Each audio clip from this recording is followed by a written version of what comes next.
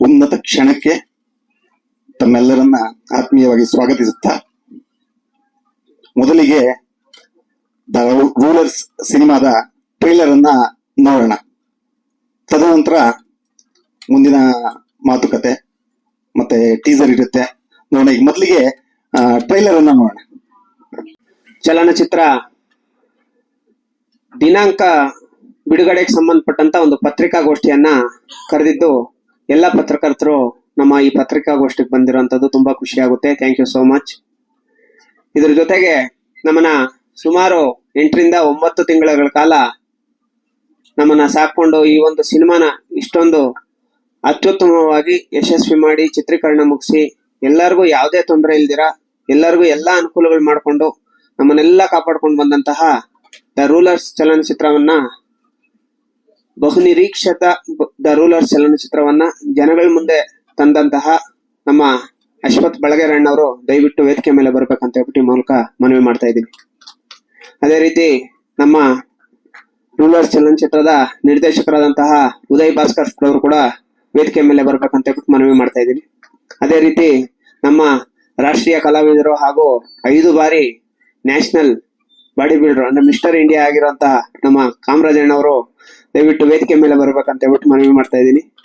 ಅದೇ ರೀತಿ ನಮ್ಮ ಸಿನಿಮಾದ ಹೀರೋ ಆದಂತ ನಮ್ಮ ವಿಶಾಲ್ ಅವರು ಕೂಡ ವೇದಿಕೆ ಮೇಲೆ ಬರಬೇಕು ಅಂತ ಹೇಳ್ಬಿಟ್ಟು ಮನವಿ ಮಾಡ್ತಾ ಇದ್ದೀನಿ.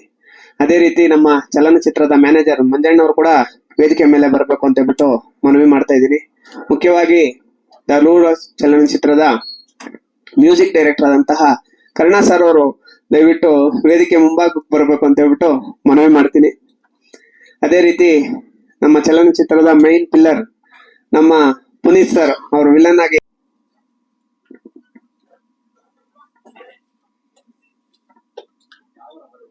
ನಮಸ್ಕಾರ. ಪತ್ರಿಕೆ ಮಿತ್ರರಿಗೆ ನಮಸ್ಕಾರ. ಇಲ್ಲಿನ ನಮ್ಮ ಸಿನಿಮಾ ತಂಡಕ್ಕೆ ಪ್ರತಿಯೊಬ್ಬರಿಗೂ ನಮಸ್ಕಾರ ಮಾಡ್ತಾ ಇದ್ದೀನಿ. ಇದೇ ಸಿನಿಮಾ ತಂಡ ಪ್ರತಿಯೊಬ್ರು ತುಂಬಾ ಎಂಕರೇಜ್ ಕೊಟ್ಟಿದ್ದಾರೆ ನಮಗೆ. ಈ ಸಿನಿಮಾ ಇದರಲ್ಲಿ ಎಲ್ಲಾರ್ಗು ಒಂದೇ ಸಮಾನವಾಗಿ ನಡ್ಕೊಂಡ್ ಬಂದಿದ್ದಾರೆ. ಸಿನಿಮಾ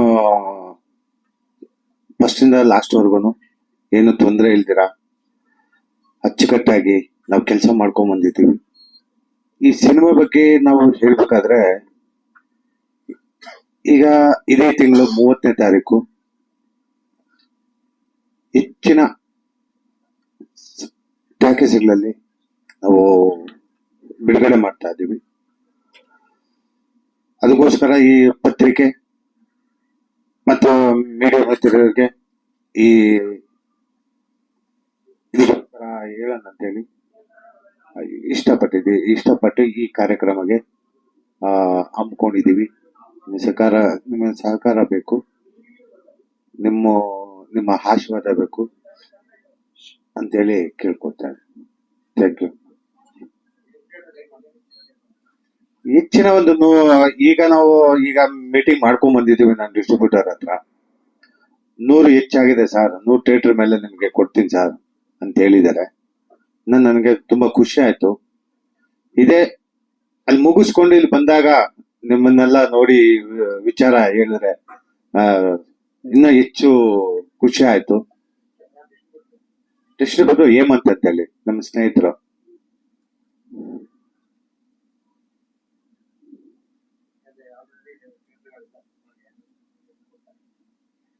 ಅವರು ಲಿಸ್ಟ್ ಹಾಕಿ ಕೊಟ್ಬಿಟ್ಟಿದ್ದಾರೆ. ನಮ್ಗೆ ಲಿಸ್ಟ್ ಹಾಕಿ ಕೊಟ್ಟಿದ್ದಾರೆ.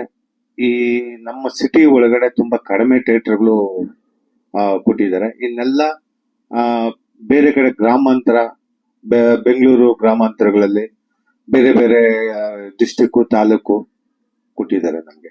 ಇದು ನಮ್ಮ ರಾಜ್ಯಾಂತ ಥಿಯೇಟರ್ಗಳು ಲಿಸ್ಟೇ ಕೊಟ್ಟಿದ್ದಾರೆ ನಮ್ಗೆ. ಇನ್ನು ಬುಧವಾರ ಲಿಸ್ಟ್ ಕೊಡ್ತಾ ಇದ್ದಾರೆ. ಯಾವ ಲಿಸ್ಟು?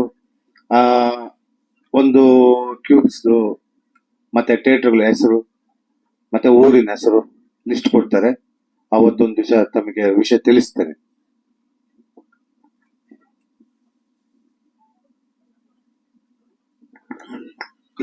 ಎಲ್ರಿಗೂ ನಮಸ್ಕಾರ. ನನ್ನ ಹೆಸರು ಉದಯ್ ಅಂತ, Uday Bhaskar. The ruler cinema director ನಾನು.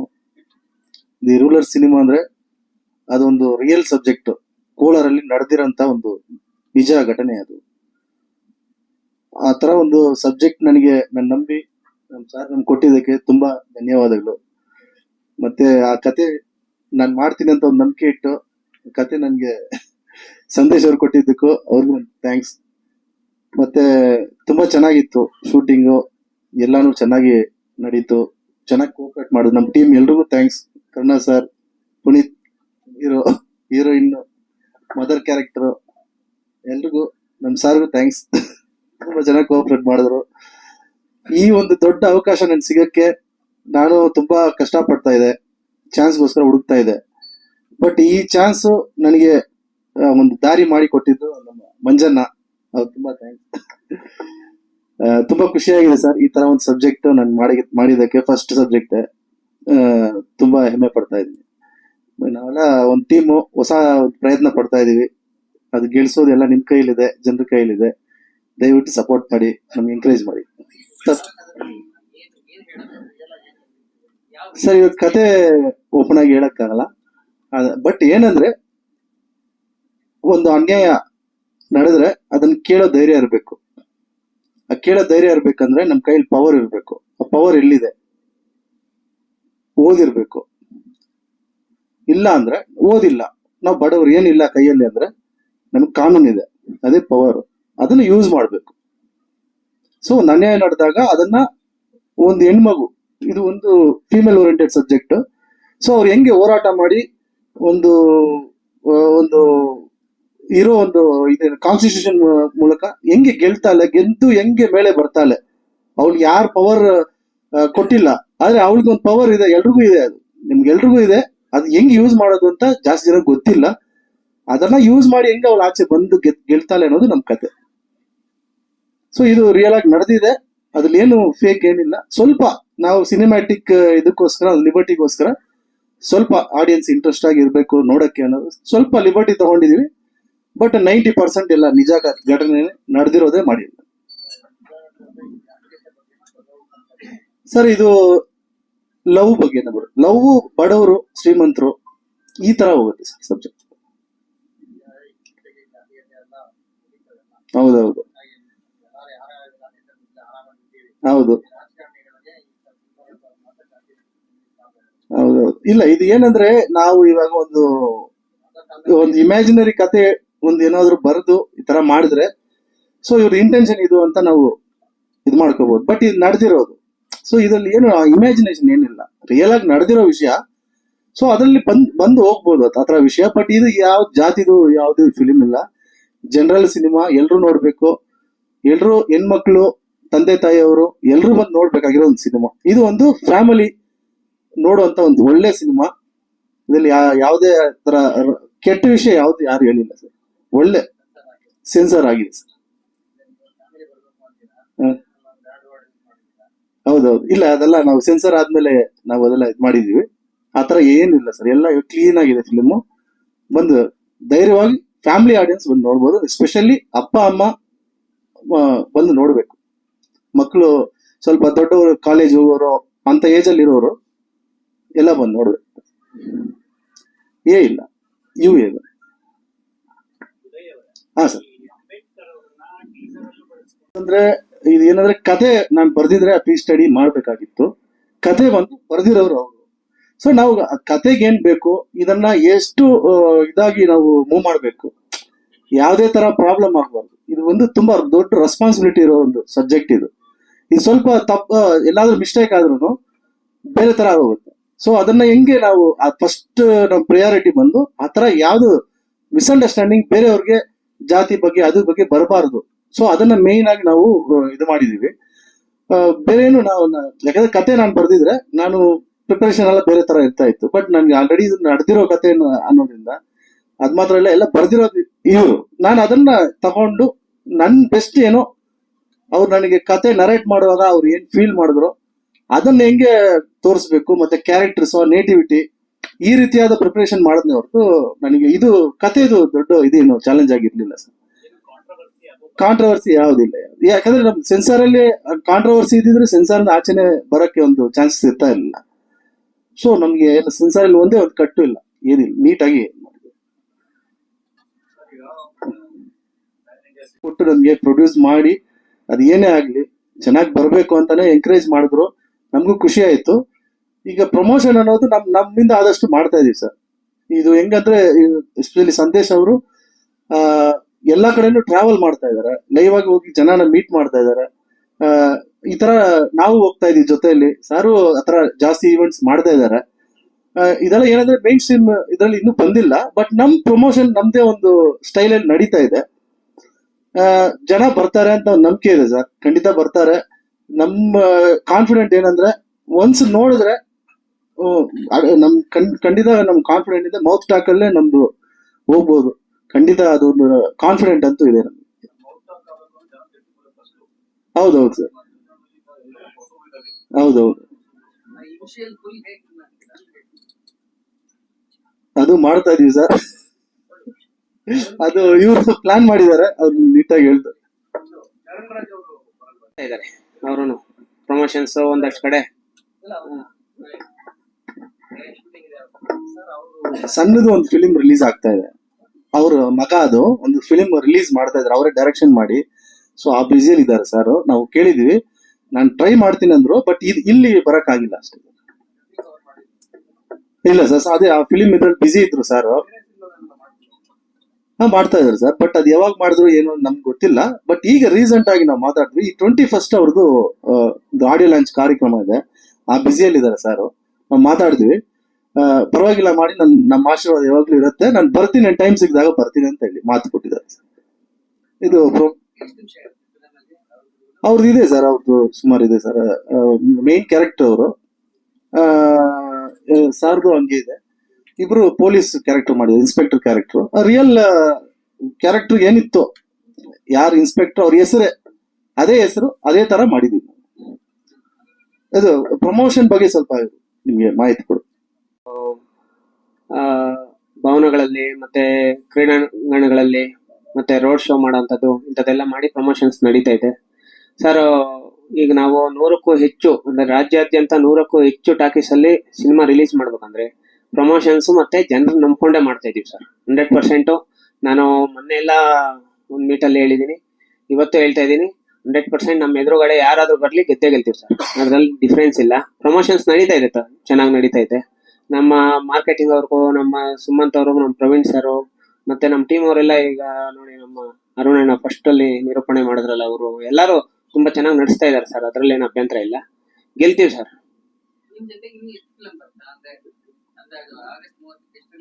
ಸರ್ ಯಾರ ಬಗ್ಗೆನೂ ಕಾನ್ಸಂಟ್ರೇಷನ್ ಇಲ್ಲ, ಬರೀ ನಮ್ ಸಿನಿಮಾ ರಿಲೀಸ್ ಮಾಡ್ಬೇಕು, ಗೆಲ್ಸ್ಬೇಕು ಅಷ್ಟೇ ಕಾನ್ಸಂಟ್ರೇಷನ್. ಇದಕ್ಕೆ ಸಂಬಂಧಪಟ್ಟಂಗೆ ಸಿನಿಮಾ ರಿಲೀಸ್ಗೆ ಅಂದ್ರೆ ಸಿನಿಮಾಗೋಸ್ಕರ ಎಷ್ಟು ನಮ್ಮ producer sir Ashwath sir cinema shooting ಆಗ್ಬೋದು ಮತ್ತೆ ಬೇರೆ ಬೇರೆ ವರ್ಕ್ಸ್ಗೆಲ್ಲ ಎಷ್ಟು ಖರ್ಚು ಮಾಡಿದ್ರು, ಅದಕ್ಕೂ ಮಿಗಿಲಾಗಿ ಈಗ ಪ್ರಮೋಷನ್ಸ್ಗೋಸ್ಕರ, ರಿಲೀಸ್ಗೋಸ್ಕರ ಇನ್ನ ಜಾಸ್ತಿ ಖರ್ಚು ಮಾಡ್ತಾ ಇದಾರೆ. ಯಾವ್ದ್ರಲ್ಲಿನೂ ರಾಜಿ ಆಗುವಂತ ಪ್ರಶ್ನೆನೇ ಇಲ್ಲ. ದೊಡ್ಡ ಸಿನಿಮಾ ದೊಡ್ಡದಾಗೆ ರಿಲೀಸ್ ಮಾಡೋಣ ಅಂತ ಹೇಳ್ಬಿಟ್ಟು ಮಾಡ್ತಾ ಇದಾರೆ ಸರ್.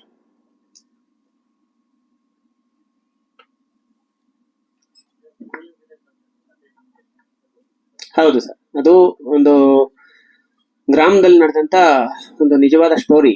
ಹೆಣ್ಮಕ್ಳು ನಮ್ಮ ಸಮಾಜದಲ್ಲಿ ಜೀವನ ಮಾಡ್ಬೇಕಾದ್ರೆ ಅವ್ರನ್ನ ವಂಚಿಸೋ ಅಂತವ್ರದೇ ಒಂದು ಟೀಮ್ ಇರುತ್ತೆ ಸರ್. ಅದು ಬರೀ ಮುಖ್ಯವಾದಂತ ಒಂದು ನಗರಗಳಲ್ಲೇ ಅಲ್ಲ, ಈಗ ನಮ್ಮ ಮಹಾನಗರ ಬೆಂಗಳೂರು ಇಂಥ ಕಡೆನೂ ಒಂದಷ್ಟು ನಾವು ಉದಾಹರಣೆಗಳು ನೋಡಿದೀವಿ.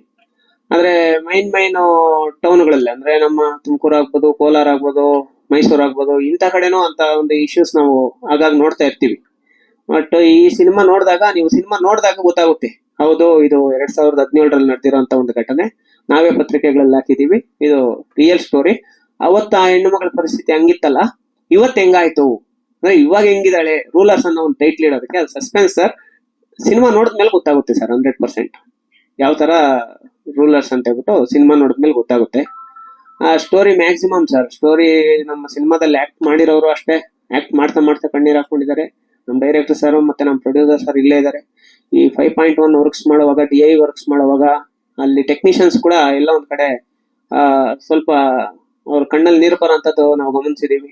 ಮತ್ತೆ ಒಳ್ಳೆ ಲೆಜೆಂಡರಿ ಸಿಂಗರ್ಸ್ ನಮ್ಮ ದ ರೂಲರ್ಸ್ ಚಲನಚಿತ್ರದಲ್ಲಿ ಹಾಡುಗಳಾಡಿದ್ದಾರೆ. ಅಂದ್ರೆ ನಮ್ಮ ಚಿತ್ರ ಅವರು ನಮ್ಮ ಪ್ರೊಡ್ಯೂಸರ್ ಸರ್ ಫಸ್ಟ್ ಹೇಳ್ಬಿಟ್ರು, ನೋಡ್ರಿ ಈ ಸಿನಿಮಾದಲ್ಲಿ ಒಂದು ಒಳ್ಳೆ ಸಿನಿಮಾ, ಇದನ್ನ ಮಾಡ್ತಾ ಇರೋಂಥದ್ದು ಬೇರೆ ಬೇರೆ ಬೇರೆ ಏನೋ ಉದ್ದೇಶ, ದುಡ್ಡು ಕಾಸು ಅದು ಇದು ಉದ್ದೇಶ ಅಲ್ಲ. ಎಲ್ಲಾ ಹೆಣ್ಮಕ್ಳಿಗೂ, ಸಮಾಜದಲ್ಲಿರುವಂತ ಎಲ್ಲಾ ಹೆಣ್ಮಕ್ಳಿಗೂ ಸಿನಿಮಾ ಹೋಗ್ಬೇಕು, ಲವ್ ಅನ್ನೋದು ಕಡಿಮೆ ಆಗ್ಬೇಕು. ಅಂದ್ರೆ ಈ ಫೇಕ್ ಲವ್ಸ್ ಐತಲ್ಲ, ಇದೆಲ್ಲ ಕಡಿಮೆ ಆಗ್ಬೇಕು. ಇದು ಜನರ ಮನ್ಸಿಗೆ ನಾಟೋ ತರ ಇರ್ಬೇಕು. ಅದೆಷ್ಟೇ ಖರ್ಚಾಗ್ಲಿ ಒಳ್ಳೆಯವ್ರ ಕೈಯಲ್ಲೇ. ಅಂದ್ರೆ ನಮ್ಮ ನಾಗೇಂದ್ರ ಪ್ರಸಾದ್ ಸರ್ ಅವರು ತುಂಬಾ ಅದ್ಭುತವಾಗಿ ಹಾಡುಗಳು ಬರೆದಿದ್ದಾರೆ ಸಿನಿಮಾಗೋಸ್ಕರ.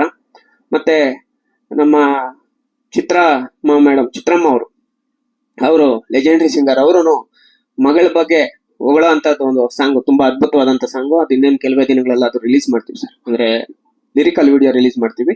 ಅದಾದ್ಮೇಲೆ ಕೈಲಾಶ್ ಕೇರ್ ಅವರು ಅಂಬೇಡ್ಕರ್ ಅವ್ರ ಬಗ್ಗೆ ಒಂದು ಹಾಡು ಹೇಳಿದ್ದಾರೆ ಸರ್. ಆಗ್ಲೇ ಸರ್ ಕೇಳ್ತಾ ಇದ್ರು, ಅಂದ್ರೆ ಅಂಬೇಡ್ಕರ್ ಅವ್ರನ್ನ ಈ ಒಂದು ವಿಚಾರವಾಗಿ ಅವತ್ತು ದಿನ ಅಂಬೇಡ್ಕರ್ ಅವ್ರನ್ನ ಯಾವ ತರ ಸೆಲೆಬ್ರೇಷನ್ಸ್ ಮಾಡಿದ್ರ ಊರವರು ಅನ್ನೋದನ್ನ ಮಾತ್ರನೇ ಆ ಸಿನಿಮಾದಲ್ಲಿ ಒಂದು ಸೀನ್ ಇರುತ್ತೆ ಸರ್. ಅಂಬೇಡ್ಕರ್ ಅವ್ರ ಬಗ್ಗೆ ತುಂಬಾ ಅದ್ಭುತವಾಗಿ ಮಾಡಿರೋಂತ ಒಂದು ಸಾಂಗ್ ಇದೆ, ಅದು ಕೈಲಾಶ್ ಕೇರ್ ಅವ್ರು ಆಡಿದ್ದಾರೆ. ಇದಾದ್ಮೇಲೆ ಸೈಂಧವಿ ಅಂತ ಹೇಳ್ಬಿಟ್ಟು ಅವರು ತಮಿಳು ಒಂದು ಇಂಡಸ್ಟ್ರಿಯಲ್ಲಿ ತುಂಬಾ ಅದ್ಭುತವಾಗಿ ಒಂದು ನಮ್ಮ ಕನ್ನಡ ಸಾಂಗ್ಸ್ ಅನ್ನು ತುಂಬಾ ಚೆನ್ನಾಗಿ ಆಡ್ತಾರೆ.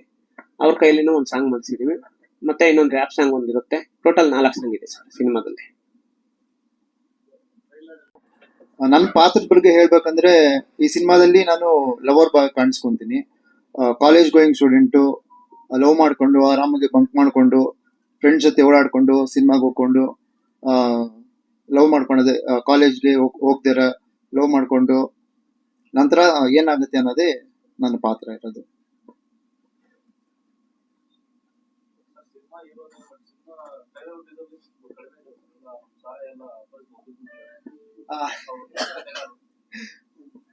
ಅದು ಹೌದು, ಯಾಕೆಂದ್ರೆ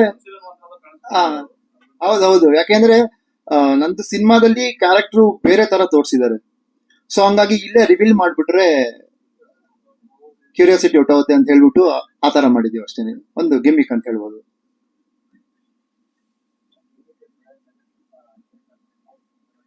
ಹೌದು.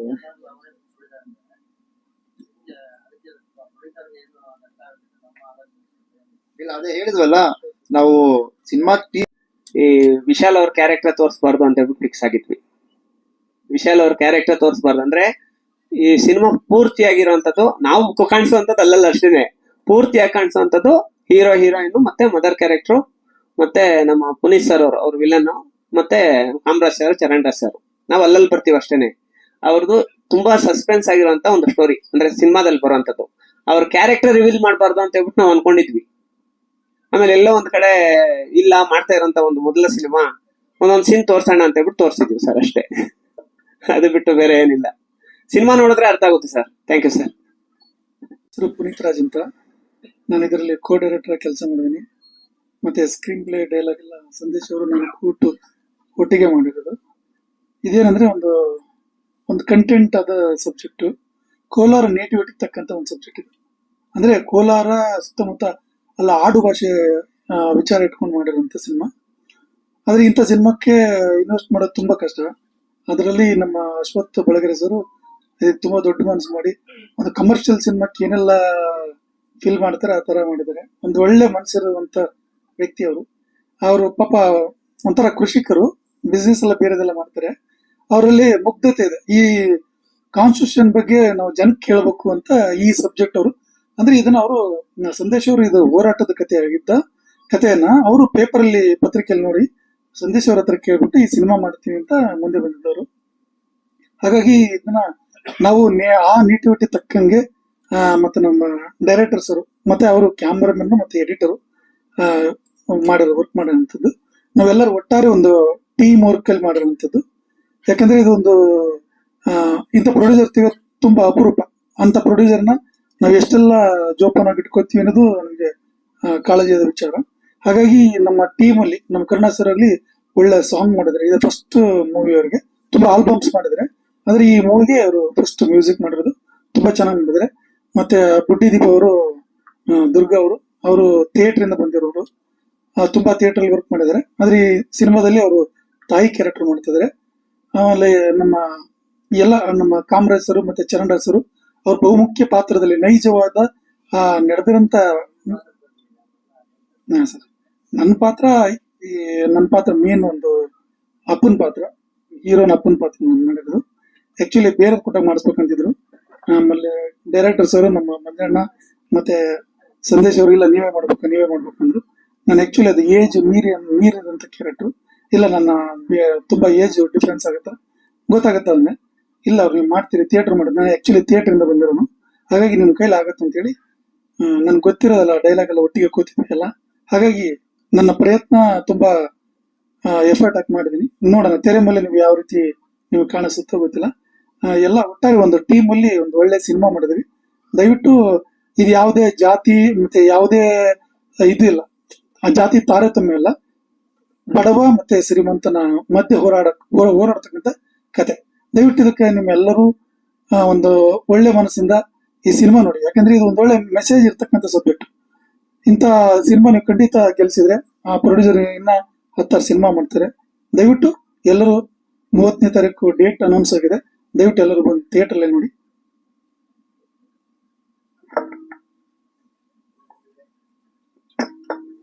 ಎಲ್ರಿಗೂ ನಮಸ್ಕಾರ.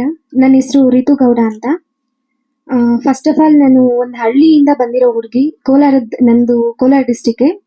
ಆ ಹಳ್ಳಿಯಿಂದ ಬಂದಿರೋ ಹುಡುಗಿ ಅಂತ ಅಂದ್ಬಿಟ್ಟು ಇವರು ಏನ್ ನನಗೆ ಚಾನ್ಸ್ ಕೊಡ್ದೆ ಏನ್ ಮಾಡಿಲ್ಲ. ಫಸ್ಟ್ ಆಫ್ ಆಲ್ ನನಗೆ ಈ ಮೂವಿನಲ್ಲಿ ಆಕ್ಟ್ ಮಾಡೋದಕ್ಕೋಸ್ಕರ ಚಾನ್ಸ್ ಕೊಟ್ಟಿದ್ದಕ್ಕೆ ಅಶ್ವಥ್ ಬೆಳಗೆರೆ ಸರ್ಗೆ ಮತ್ತೆ ಸಂದೇಶ್ ಸರ್ಗೆ, ಉದಯ್ ಭಾಸ್ಕರ್ ಸರ್ಗೆ ಥ್ಯಾಂಕ್ಸ್ ಹೇಳಕ್ ಇಷ್ಟಪಡ್ತೀನಿ. ಅಂಡ್ ನನ್ನ ಎಂಟೈರ್ ಟೀಮ್ಗೂ thank you so much. And ಈ ಚಿತ್ರದಲ್ಲಿ ನನ್ನ ಪಾತ್ರ ಏನು ಅಂತಂದ್ರೆ, ಒಂದು ಬಡ ಕುಟುಂಬದಿಂದ ನಾನು ಬಂದಿರೋಳು. ಮದರ್ ಏನಿರ್ತಾರೆ ಅವರು ನನಗೆ ಓದೋದು ಬೇಡ, ಸ್ಟಡೀಸ್ ತುಂಬಾ ಮನೆ ಕಷ್ಟ ಇರೋದ್ರಿಂದ ಸ್ಟಡೀಸ್ ನಿಲ್ಸಿ ಅಂತ ಹೇಳಿರ್ತಾರೆ. ಅಂಡ್ ಮತ್ತೆ ನಾನು ಕಾಲೇಜ್ಗೆ ಹೋಗ್ಲೇಬೇಕು ಅಂತ ಟ್ರೈಲರ್ ಅಲ್ಲಿ ಏನ್ ತೋರಿಸಿದ್ದಾರೆ, ನಾನು ಹೋಗ್ಲೇಬೇಕು ಅಂತ ಹೋಗ್ತೀನಿ ನಾನು ಕಾಲೇಜ್ಗೆ. ಅಂಡ್ ಆಮೇಲೆ ಏನಿದೆ ಸೀನ್ ಅದೆಲ್ಲಾನು ಮೂವಿನಲ್ಲಿ ತೋರಿಸಿದ್ದಾರೆ ಸರ್. ಕಾಲೇಜ್ಗೆ ಹೋಗ್ಬೇಕು ಅಂತ ಇದ್ದು ಮತ್ತೆ ಏನಾಯ್ತು ಅಂತೆಲ್ಲ. ಇದು ನನ್ನ ಪಾತ್ರ ನಾನು ಮಾಡಿದ್ದು. ಸರ್, ನನ್ನ ಮೊದಲನೇ ಚಿತ್ರ ಇದು.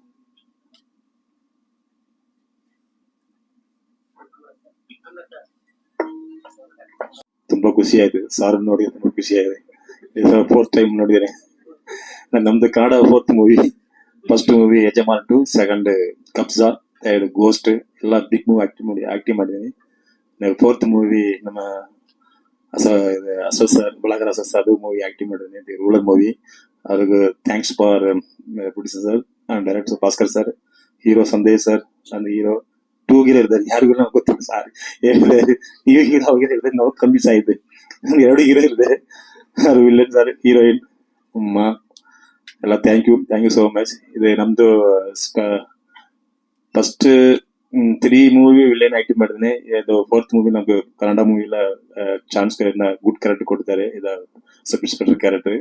ಈ character first Sanjay sir director sir ನಮ್ದು ಒಂದ್ ಜೊತೆ ಮಾತಾಡಿದಾಗ, ಸರ್ ನೀ ಆಕ್ಟಿಂಗ್ ಮಾಡಿದ್ದಕ್ಕೂ ಫಸ್ಟ್ ಸ್ಟೋರಿ ಹೇಳಿದಾಗ ನಮ್ದು ಸರ್ ನಿಮ್ದು 1 ಡೇ ಶೂಟಿಂಗ್ ಇದೆ ಸರ್, ನಾವು ದೊಡ್ಡ ಮೂವಿ ದೊಡ್ಡ ಹೀರೋಸ್ ಜೊತೆ ಆಕ್ಟಿಂಗ್ ಮಾಡಿದೀನಿ, 1 ಡೇ 2 ಡೇಸ್ ನಮ್ಗೆ ಏನ್ ಸೀನ್ ಬರೋದಿಲ್ಲ. ಇಲ್ಲ ಸರ್, ಇದು ರಿಯಲ್ ಸ್ಟೋರಿ ಅದೆಲ್ಲ. ಇದು ಕ್ಯಾರೆಕ್ಟರ್ ಪೊಲೀಸ್ ಕ್ಯಾರೆಕ್ಟರ್, ಇದು real police character, good character. ಅವ್ರು ಆ ಕ್ಯಾರೆಕ್ಟರ್ ಮಾಡೋದು ತುಂಬಾ ಚೆನ್ನಾಗಿದೆ ಸರ್. ನಿಮ್ದು ಹೆಸರು ಬರ್ತಿ ಹೇಳಿದೆ, ಸ್ಟೋರಿ ಹೇಳಿದೆ ತುಂಬಾ ಚೆನ್ನಾಗಿದೆ. ನಾನು ಆ ಮೂವಿ ಪೊಲೀಸ್ ಕ್ಯಾರೆಕ್ಟರ್ ಆಕ್ಟಿಂಗ್ ಮಾಡಿದ್ದೇನೆ. ತುಂಬಾ ಚೆನ್ನಾಗಿದೆ ಸರ್. ನೀವೆಲ್ಲರೂ ನೋಡಿ ಸಪೋರ್ಟ್ ಮಾಡಿ. Media to main backbone of movie, everything backbone in the media. ನೀವು ಸಪೋರ್ಟ್ ಮಾಡಿ ಸರ್, ಯು ಆರ್ ಬ್ಲೆಸ್ಸಿಂಗ್. ನಮ್ದೆಲ್ಲ ಸಕ್ಸಸ್ ಬರುತ್ತೆ sir. Sir thank you once more again producer and director sir and hero sir. Thank you and media people. Thank you so much sir. ಜೈ ಹಿಂದ್, ಜೈ ಕರ್ನಾಟಕ. ವಳಂಬುಡನ್ ವಣಕಂ. ಮಂಜಾತರ ಅಣ್ಣ, ನಮ್ಮ ಸಂದೇಶ್ ಅಣ್ಣ ಆಗ್ಲಿ, ನಮ್ಮ ಮಿಥುನ್ ಆಗ್ಲಿ, ನಮ್ಮ ಉದಯ್ ಸರ್ ಆಗ್ಲಿ, ನಾವೆಲ್ಲ ಈ ಸಿನಿಮಾಗಿಂತ ಮುಂಚೆ ಒಂದು ಸಿನಿಮಾ ಮಾಡ್ತಾ ಇದ್ವಿ. 3 ಲ್ಯಾಂಗ್ವೇಜ್ ಅಲ್ಲಿ ಮಾಡಿದ್ದೀವಿ, ಕನ್ನಡ, ತೆಲುಗು, ತಮಿಳ್. ಆದ್ರೆ ಲಾಸ್ಟ್ ಈಗ ಒಂದು ಸಾಂಗ್ ಅಲ್ಲಿ ಅದು ಪೆಂಡಿಂಗ್ ಇದೆ. ಅದ್ ಮಾಡ್ಬೇಕಾದ್ರೆ ಸಂದೇಶ್ ಅವ್ರು ಬಂದು, ನಾನು ಒಂದು ಸಿನಿಮಾ ಮಾಡ್ಬೇಕಣ್ಣ, ನಮ್ಗೆ ಪ್ರೊಡ್ಯೂಸರ್ ಒಳ್ಳೆ ಸಿಕ್ಕಿದ್ದಾರೆ ಅಶ್ವಥ್ ಬೆಳಗೆರೆ ಸರ್ ಅಂತೇಳಿ, ನಾವು ಸಿನಿಮಾ ಮಾಡ್ಲೇಬೇಕು ಅಂತೇಳಿ ನಮ್ಮ ಇದಕ್ಕಿಂತ ಮೊದಲು ಮಾಡ್ತಾ ಇದ್ದ ಸಿನಿಮಾನ ನಾವು ಅಲ್ಲಿಟ್ಟು ಈ ಸಿನಿಮಾ ಬಂದು ನಾವು ಸ್ಟೋರಿ ಕೇಳಿದಾಗ ನಮ್ಮ ಅಶ್ವಥ್ ಸರ್ ಸರಿ ನೀವು ಇವತ್ತು ಮಾತಾಡ್ತಾ ಇದೀವಿ, ನಾಳೆಯಿಂದಾನೆ ಶೂಟಿಂಗ್ ಶುರು ಮಾಡಿ ಅಂತ ಹೇಳಿದಾಗ, ಮಾರ್ಜಿನಹಳ್ಳಿ ಸ್ಮಶಾನ ರುದ್ರಭೂಮಿನಲ್ಲಿ ನಮ್ಮ ಸಿನಿಮಾ ಸ್ಟಾರ್ಟ್ ಮಾಡ್ತೀವಿ. ಸ್ಟಾರ್ಟ್ ಮಾಡಿ ಒಂದು ದಿನಾನು ನಾವು ರಜಾ ಕೊಟ್ಟಿವಿ, ಒಂದು ದಿನ ಇಲ್ಲ. Daily shooting. ಅತಿ ಬೇಗ ನಾವು ಶೂಟಿಂಗ್ ಮುಗಿಸಿ ಅದಕ್ಕೆಲ್ಲ ಸಪೋರ್ಟ್ ಮಾಡಿದಂತ ನಮ್ಮ ಅಶ್ವಥಣ್ಣವರು ಯಾವತ್ತು ಒಂದು ನಮ್ಮ ಸೆಟ್ಟಲ್ಲಿ ಇರ್ತಾ ಇದ್ರು. ನಾವು ಕರೆಕ್ಟ್ ಟೈಮ್ ಊಟ ತಿನ್ಬೇಕು, ಕರೆಕ್ಟ್ ಟೈಮ್ ಟಿಫನ್ ಮಾಡ್ಬೇಕು. 7 ಗಂಟೆ ಆಯ್ತಾ, ಸರಿ ಆಯ್ತು ಹೋಗ್ರಿ ರೆಸ್ಟ್ ಮಾಡ್ರಿ, ಮತ್ತೆ ಬೆಳಗ್ಗೆ ಬೇಗ ಶೂಟಿಂಗ್ ಮಾಡ್ಬೇಕು ಅಂತ ಬೇಗ ಕೆಲಸ ಮುಗಿಸಿ ನಮ್ಗೆ ಬ್ಯಾಕ್ ಬೋನ್ ಅಂತ ಹೇಳ್ತಾರಲ್ಲ, ನಮ್ಗೆಲ್ಲ ದೊಡ್ಡ ಪಿಲ್ಲರ್ ನಮ್ಮ ಅಶ್ವಥಣ್ಣವರು. ನಮ್ಮ ಉದಯ್ ಸರ್ ಆಗ್ಲಿ, ನಮ್ಮ ಕರುಣಾ ಸರ್ ಆಗ್ಲಿ, ಈ ಸಿನಿಮಾದಲ್ಲಿ ಒಂದ್ ಹೆಣ್ಣಿಗೆ ಎಷ್ಟು ಕಷ್ಟ, ಈ ಬಡ ಕುಟುಂಬದಿಂದ ಬಂದಿರೋ ಹೆಣ್ಮಗುಗೆ ಎಷ್ಟು ನಂಬಿಸಿ ಮೋಸ ಮಾಡ್ತಾರೆ. ಆ ಮೋಸ ಆಗಿರೋ ಹುಡುಗಿ ಯಾವ ಮಟ್ಟಕ್ಕೆ ಬೆಳಿತಾಳೆ ಅನ್ನೋದೇ ಈ ಸಿನಿಮಾದಲ್ಲಿ ನಾವು ತೋರಿಸಿರೋದು. ಆ ಒಂದು ತಾಯಿ ಪಾತ್ರ ಒಂದು ಸಾಂಗ್ ಇದೆ, ಅದಕ್ಕೆ ನಮ್ಮ ಕರುಣಾ ಸಾರು ಆ ಸಾಂಗ್ ನೋಡ್ಬಿಟ್ಟು ಟ್ಯಾಕ್ಸಿಂದ ಆಚೆ ಬಂದ್ರೆ ಎಲ್ಲ ಹತ್ಕೊಂತಾರೆ. ಆ ತರ ಇದೆ ಆ ಸಾಂಗ್. ನಾನು ಧೈರ್ಯವಾಗಿ ಹೇಳ್ತೀನಿ, ಆ ಸಾಂಗ್ ನೋಡಿದ್ಮೇಲೆ ಈ ಸಿನಿಮಾ ಸೂಪರ್ ಹಿಟ್ ಆಗಿಲ್ಲ ಅಂದ್ರೆ ನೀವೇನ್ ಹೇಳ್ತೀರ ಅದೇ ಹೇಳ್ತೀನಿ ನಾನು. ಆ ಒಂದು ಸಾಂಗ್ಗೆ ಸೂಪರ್ ಹಿಟ್ ಆಗುತ್ತೆ ಸಿನಿಮಾ. ಆ ತರ ಮಾಡಿದ್ದಾರೆ ನಮ್ಮ ಕರುಣಾ ಸರ್. ಮತ್ತೆ ನಮ್ಮ ಕ್ಯಾರೆಕ್ಟರ್ ಸರ್ ನೀವು ಸರ್ ತಪ್ಪು ಮಾಡಿದವ್ರು ನೀವು ಬಿಡಲ್ಲ, ಆ ತರ ಮಾಡಿರ್ತೀರಾ. ಮತ್ತೆ ನಮ್ಮ ಅಶ್ವಥಣ್ಣವರು ಇಲ್ಲ ಇದಕ್ಕೆ ಒಳ್ಳೆ ಕ್ಯಾರೆಕ್ಟರ್ ಬೇಕೇ ಬೇಕು, ಪೊಲೀಸ್ ಕ್ಯಾರೆಕ್ಟರ್ ಅಂತ. ಇದಕ್ಕೆ ಚರಣರಾಜ್ ಸರ್ ಅವ್ರಿಗೆ ಹೇಳಿದ ತಕ್ಷಣ ಈ ಸ್ಟೋರಿ ಹೇಳಿದ್ವಿ, ಸರ್ ಈ ತರ ಇದೆ ಅಂತೇಳ, ಆಯ್ತು ಬಂದ್ ಮಾಡ್ತೀನಿ. ಮತ್ತೆ ನಮ್ಮ ಕಾಮರಾಜ್ ಸರ್ ಅಷ್ಟೇ, ಸರ್ ಈ ತರ ಒಂದು ಸ್ಟೋರಿ ಇದೆ ಸರ್, ನಮ್ಮ ಸಂದೇಶ್ ನಮ್ಮ ಅಶ್ವಥಣ್ಣ ನಿಮ್ಮನ್ನ ಮಾತಾಡ್ಬೇಕಂತ ನಾನು ಕೇಳಿದ ತಕ್ಷಣ ಅವ್ರ ಜಿಮ್ ಕರ್ಸ್ಕೊಂಡು ಸ್ಟೋರಿ ಕೇಳಿ ಅವತ್ತು ಸ್ಟೋರಿ ಯಾವತ್ತು ನಾ ಸ್ಟೋರಿ ಕೇಳಿದ ತಕ್ಷಣ ಯಾವತ್ತು ಶೂಟಿಂಗ್ ಅಂತ ಅವರು ಹೇಳಿ ಮತ್ತೆ ಬಂದು ನಮ್ಗೆ ಸೂಪರ್ ಮಾಡ್ಬಿಟ್ಟಿದ್ದಾರೆ. ಆದ್ರೆ ನೋಡಿದ್ರಲ್ಲ ಅವರು ಒಡೆಯೋದು ಆ ತರ ಇರ್ಬೇಕು, ನೀವು ನೋಡಿದ್ರೆ ಭಯ ಆಗುತ್ತೆ ಸರ್. ಹಂಗಿದೆ, ಸೂಪರ್ ಆಗಿ ಮಾಡಿದ್ದಾರೆ, ಸಕ್ಸಸ್ ಆಗುತ್ತೆ. ಸೂಪರ್ ಆಗಿದೆ ಸಿನಿಮಾ. ನೀವು ನಮ್ಗೆ ಆಶೀರ್ವಾದ ಮಾಡಿದ್ರೆ ನೀವು ಯಾವತ್ತು ತೋರಿಸ್ತಿರೋ ಜನ ನೋಡಿ ಅದನ್ನ ಇಷ್ಟಪಡ್ತಾರೆ. ಈ ಫಿಲಿಮ್ ಅಲ್ಲಿ 3 ಸಾಂಗ್ ಇದೆ. ಒಂದು ಚಿತ್ರ ಮಾಡಿದ್ದಾರೆ, ಇನ್ನೊಂದು ಕೈಲಾಶ್ ಕೇರು, ಇನ್ನೊಂದು ಸೈಂದೇವಿ. ಇದು ನನಗೆ ಸೆಕೆಂಡ್ ಫಿಲ್ಮ್ ಆಕ್ಚುಲಿ. ಅವರು ಫಸ್ಟ್ ಫಿಲ್ಮ್ ಹೇಳಿದ್ರು, ಫಸ್ಟ್ ಪ್ರತ್ಯೇಕ ಅಂತ ಒಂದು ಫಿಲ್ಮ್ ಮಾಡಿದ್ರು ಕನ್ನಡದಲ್ಲಿ, ಇದು ಸೆಕೆಂಡು. ಬೇಕಾದಷ್ಟು ಆಲ್ಬಮ್ಸ್ ಮಾಡಿದ್ದೀನಿ. ಈ 3 ಸಾಂಗ್ ತುಂಬಾ ಚೆನ್ನಾಗಿ ಬಂದಿದೆ. ಒಂದೊಂದು ಟ್ಯೂನು ಆ ಸ್ಟೋರಿಗೆ ಹೆಂಗ್ ಬೇಕೋ ಆ ಥರ ಅದು ಕರೆಕ್ಟಾಗಿ ಇದಾಗಿದೆ. ಈ ಸಾಂಗ್ಸ್ ಎಲ್ಲ ತುಂಬಾ ಚೆನ್ನಾಗಿ ಬರುತ್ತೆ. ಈ ಫಿಲಿಮ್ ತುಂಬಾ ಚೆನ್ನಾಗಿ ಬಂದಿದೆ. ಎಲ್ಲರೂ ಬಂದು ಥಿಯೇಟರ್ ನೋಡ್ಬೇಕಂತ ನನ್ನ ಒಂದು ವಿನಂತಿ. ಎಲ್ಲ ಮೀಡಿಯಾ ಮಿತ್ರರಿಗೂ ನಮಸ್ಕಾರ. ನಾನು ದುರ್ಗಾ ಬುಡ್ಡಿದೀಪ. ಹಾಗೇನೆ ನಮ್ಮ ಟೀಮಿನವ್ರಿಗೆಲ್ಲರಿಗೂ ನಮಸ್ಕಾರ ಹೇಳಕ್ ಇಷ್ಟಪಡ್ತೀನಿ. ಮೊದಲನೇದಾಗಿ ಸಂದೇಶ್ ಅವ್ರಿಗೆ, ಉದಯ್ ಸರ್ಗೆ ಮತ್ತೆ ಅಶ್ವಥ್ ಬಳಗರೆ ಸರ್ಗೆ ತುಂಬಾ ನಾನು ಸ್ಪೆಷಲ್ ಧನ್ಯವಾದ ಹೇಳ್ತೀನಿ. ಯಾಕಂತಂದ್ರೆ ನನ್ನ ಮೊದಲನೇ ಚಿತ್ರ ಇದು. ದೊಡ್ಡ ಅವಕಾಶ ಇದು ನನಗೆ. ಆ ತರ ಅವಕಾಶ ಮಾಡ್ಕೊಟ್ಟಿದ್ದಾರೆ. ನಮ್ಮ ಹೆಣ್ಮಕ್ಳು ಬೆಳಿಬೇಕು ಅನ್ನೋದು ನಮ್ಮ ಅಶ್ವಥ್ ಸರ್ ಅವರ ಉದ್ದೇಶ. ಹಂಗಾಗಿ ನಾನು ಈ ಸಿನಿಮಾದಲ್ಲಿ ತಾಯಿ ಪಾತ್ರ ಮಾಡಕ್ಕೆ ನನಗೆ ಅವಕಾಶ ಮಾಡಿಕೊಟ್ಟಿದ್ದಾರೆ. ಹಾಗೇನೆ ಉದಯ್ ಸರ್ ಮತ್ತೆ ಪುನೀತ್ ಸರ್ ಅವರೆಲ್ಲ ಬಹಳ ಕೋಪರೇಟ್ ಮಾಡಿದ್ರು. ಯಾಕಂತಂದ್ರೆ ನನ್ನ ಏಜ್ಗೂ ಮೀರಿರ್ತಕ್ಕಂತ ಕ್ಯಾರೆಕ್ಟರ್ ಆಗಿರೋದ್ರಿಂದ ನನಗೆ ಬಹಳ ಕಷ್ಟ ಆಗ್ತಿತ್ತು. ಸೊ ಎಲ್ಲ ನಮ್ ಹೋಲ್ ಟೀಮು ನಮ್ ಬೆನ್ನೆಲುಬಾಗಿ ನಿಂತ್ಕೊಂಡು ಸಪೋರ್ಟ್ ಮಾಡಿದ್ದಾರೆ. ಸೊ ಎಲ್ಲರಿಗೂ ಥ್ಯಾಂಕ್ಸ್ ಹೇಳ್ತೀನಿ. ಹಾಗೇನೆ ಇದ್ರಲ್ಲಿ ನನ್ ರೋಲ್ ಏನಪ್ಪಾ ಅಂತಂದ್ರೆ, ಒಬ್ಬ ಗಂಡ ಇಲ್ದೇ ಇರ್ತಕ್ಕಂತ ಒಬ್ಬ ಹೆಂಗಸು ತನ್ನ ಮಕ್ಕಳನ್ನ ಸಾಕ್ಬೇಕು ಅಂತಂದ್ರೆ ಎಷ್ಟೆಲ್ಲ ಹೋರಾಟ ಮಾಡ್ಬೇಕಾಗುತ್ತೆ. ಹಾಗೇನೆ ಆ ಮಕ್ಕಳು ತಂದೆ ತಾಯಿ ಅವ್ರ ಮೇಲೆ ಇಟ್ಟಂತ ಒಂದು ನಂಬಿಕೆಯನ್ನ ಕಳ್ದಾಗ ಅವ್ರೆಷ್ಟು ನೋವಾಗ್ತಾರೆ. ಆಮೇಲೆ ಹೆಣ್ಮಕ್ಳನ್ನ ನಾವು ಓದಿಸ್ಲಿಲ್ಲ ಅಂತಂದ್ರೆ ಎಷ್ಟೆಲ್ಲ ಅನ್ಭವಿಸಕ್ಕಾಗುತ್ತೆ. ನಾವೊಬ್ಬರನ್ನ ಪ್ರಶ್ನೆ ಮಾಡಕ್ ಆಗ್ಲಿಲ್ಲ ಅಂತ ಅಂದಾಗ ನಮ್ಗೆ ಎಷ್ಟು ನೋವಾಗುತ್ತೆ ಅಂತಕ್ಕಂಥದ್ದು ಈ ಸಿನಿಮಾದಲ್ಲಿ ಮೇಜರ್ ಆಗಿದೆ. ಹಾಗೇನೆ ಮೇನ್ ಆಗಿ ಹೇಳ್ಬೇಕು ಅಂತಂದ್ರೆ, ಪ್ರತಿಯೊಬ್ಬ ಪೇರೆಂಟ್ಸು ತಂದೆ ತಾಯಿನೂ ಫಸ್ಟ್ ಹೆಣ್ಮಕ್ಳನ್ನ ಓದಕ್ಕೆ ಬಹಳ ಪ್ರೇರಣೆ ಕೊಡ್ಬೇಕು ಅಂತ ನಾನು ಈ ಸಿನಿಮಾ ಮುಖಾಂತರ ನಾನು ಹೇಳಕ್ ಇಷ್ಟಪಡ್ತೀನಿ. ಯಾಕಂತಂದ್ರೆ ನಮ್ಗೆ ಕಾನ್ಸ್ಟಿಟ್ಯೂಷನ್ ಅನ್ನೋದು ಏನು ಅಂತ ಗೊತ್ತಿಲ್ಲದೆ ಹೋದ್ರೆ ನಾವು ಪ್ರಶ್ನೆನೆ ಮಾಡಕ್ ಆಗಲ್ಲ, ನಾವೇನು ಹೇಳಕ್ಕೆ ಆಗಲ್ಲ. ಸೊ ಆ ತರದೊಂದು ಎಳೆನ ಇಟ್ಕೊಂಡು, ಇದು ನೈಜ ಘಟನೆ ಆಗಿದ್ರು ಕೂಡ, ಒಂದ್ ಸಣ್ಣ ಎಳೆನೆ ಆದ್ರೂ ಕೂಡ ಪ್ರತಿಯೊಬ್ರು ನೋಡ್ಬೇಕಾಗಿರ್ತಕ್ಕಂಥ ಮೂವಿ, ಪ್ರತಿಯೊಂದು ಫ್ಯಾಮಿಲಿನೂ ನೋಡ್ಬೇಕಾಗಿರ್ತಕ್ಕಂಥ ಮೂವಿ. ತುಂಬಾ ಚೆನ್ನಾಗಿದೆ. ಎಲ್ಲಾರು ನೀವು ಮೀಡಿಯಾ ಮಿತ್ರರು ನಮ್ ಬೆನ್ನೆಲ್ದೆ ಇದ್ರೆ ನಾವು ಖಂಡಿತವಾಗ್ಲೂ ಗೆದ್ದೇ ಗೆಲ್ತೀವಿ ಅಂತ ಒಂದು ನಂಬಿಕೆ ಇದೆ. ಎಲ್ಲಾರು ನಮ್ಗೆ ಸಪೋರ್ಟ್ ಮಾಡಿ, ನಮ್ ಟೀಮ್ ಸಪೋರ್ಟ್ ಮಾಡಿ. ಧನ್ಯವಾದಗಳು. Thank you.